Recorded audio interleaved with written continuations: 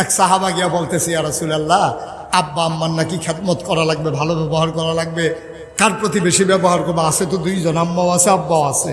নবী বললেন, 1 নম্বরে তোমার মায়ের। কয় 2 নম্বর? কয় তোমার মায়ের। 3 নম্বর? কয় তোমার মায়ের। কয় 4 নম্বর? কয় তোমার বাবার। 3 বার বললেন কার নাম? আরে কথা কয় না। 4বার বললেন কার নাম? এই যে আমরা দোকানে বসে বসে হুই হুই করেন, রুল নম্বর 60। আল্লাহ কয়, ওয়াকাদা রাব্বুকা আল্লা তা'বুদু ইল্লা ইয়াহু। খুব খেয়াল করেন, ফয়সালা হয়ে গেছে, রায় হয়ে গেছে, সিদ্ধান্ত হয়ে গেছে।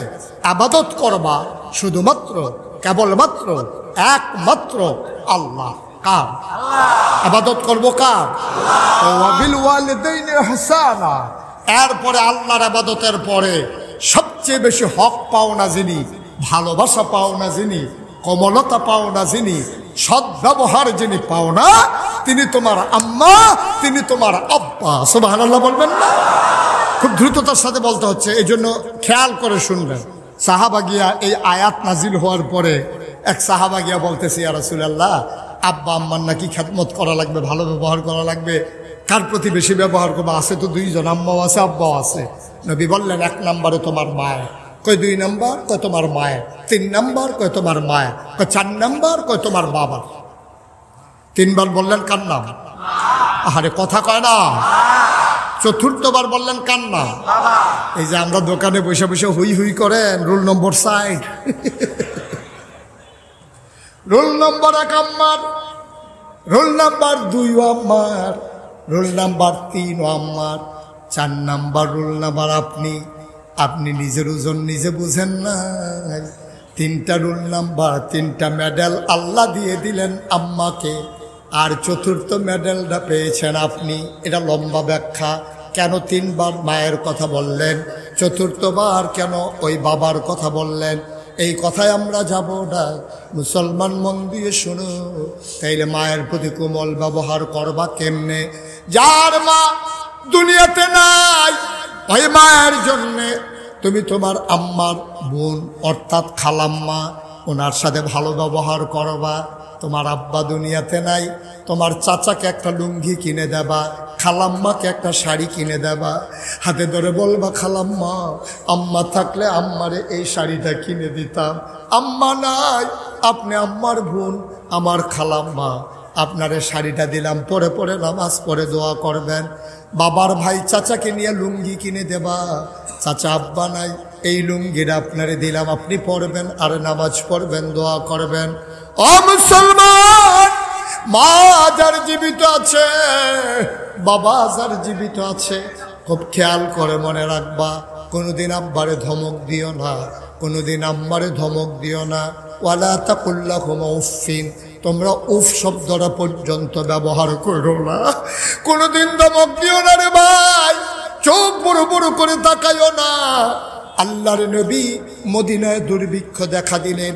মদিনায় কারো ঘরে আগুন জ্বলে না, বাচ্চাগুলো মায়ের বুকে দুধ পায় না, অসহায় হয়ে গেছে পুরাটা সমাজ। চুলায় আগুন নাই, ঘরে খাবার নাই, মায়ের বুকে দুধ নাই, মানুষগুলো খাবে কি? আল্লাহর নবী পেরেশান হয়ে গেলেন। আবার আল্লাহর নবী ডাকলেন, ও ধনাঢ্য মানুষেরা, যার যা আছে আমার সাহায্যের ভান্ডারে দাও। এবার সাহাবায়ে কেরাম ওট দিলেন, দম্বা দিলেন, ভেড়া দিলেন। নবীজি সবগুলো জব করে দিলেন, গোশতের ভাগ বসালেন, সবাইকে ডাকলেন, যারা অসহায় আছো, যাদের চুলায় আগুন জ্বলে না, দৌড়ে দৌড়ে চলে আসো, গোশতের ভাগ দেওয়া হবে। লম্বা লাইন পড়ে গেল। আল্লাহর নবী সবার হাতে এক পটলা করে গোশত দেয়। হঠাৎ করে সামনে নজর পড়ে গেল, একটা বৃদ্ধা মহিলা লাঠিতে ভর দিয়া বাঁকা হয়ে দাঁড়িয়ে আছে। আল্লাহর নবী দৌড়ে মহিলাটার কাছে গেলেন, জড়াইয়া ধরলেন, কপালে চুমু খাইলেন, টেনে টেনে মজলিসের মাঝে আনলেন, নবীর গায়ের চাদরটা বিছাই দিলেন, ওই মহিলা বিছানায় বসে গেলেন।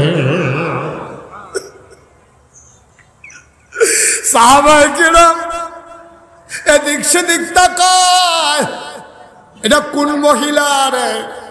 কার জন্য নবী গায়ের চাদর বিছাইলেন? কার জন্য? কার জন্য? নবী বুঝতে পেরেছেন। সাহাবায়ে কেরাম জানতে চায় কার জন্য। এবার নবী চোখের পানি ছেড়ে দিয়ে কয়, সাহাবারা শুনো, জন্মের আগে আব্বা হারিয়ে ফেলেছি, কোনদিন আব্বা বলে একটা ডাক দিতে পারি নাই। 6 বছর বয়সে মা হারিয়ে ফেলেছি, মা ডাকার আর সাধ্য রইল না। আজকে যেই মহিলাটার গায়ের চাদর বিছাইলাম, ধরে ধরে আনলাম, এই মহিলা কেউ না, এই মহিলা আমার দুধমা হালিমাতুস সাদিয়া।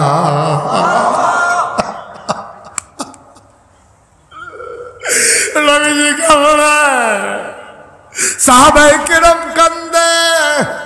এবার আল্লাহ নবী কই, তোমরা বসো, আমি আমার মায়ের একটু আগাই দিয়ে আসি। আল্লাহ নবী বাজা ওই গোশতের টুকরা নিয়ে, ব্যাগ নিয়ে আম্মাজান হালিমাকে, দুধমা হালিমাকে ধরে ধরে ঘর পর্যন্ত দিয়ে আসলেন। নবী আম্মা পাইলেন না, আব্বা পাইলেন না। ও মুসলমান, তুমি আমি দুনিয়ার মুখ দেখতাম না। আব্বা যদি আমার জন্ম না দিত, আমার আম্মা যদি পেটে না ধরত, এই পরন্ত বিকেলে সূর্য ডুবু ডুবু প্রায়, চলো আল্লাহকে সাক্ষী রেখে মায়ের কবর, বাবার কবর, যারা কবরে শুয়াইছ, কবরগুলা যেন জান্নাতের টুকরা হয়ে যায়। চলো সবাই মিলে দোয়া করি, সবাই পড়ো আমিন।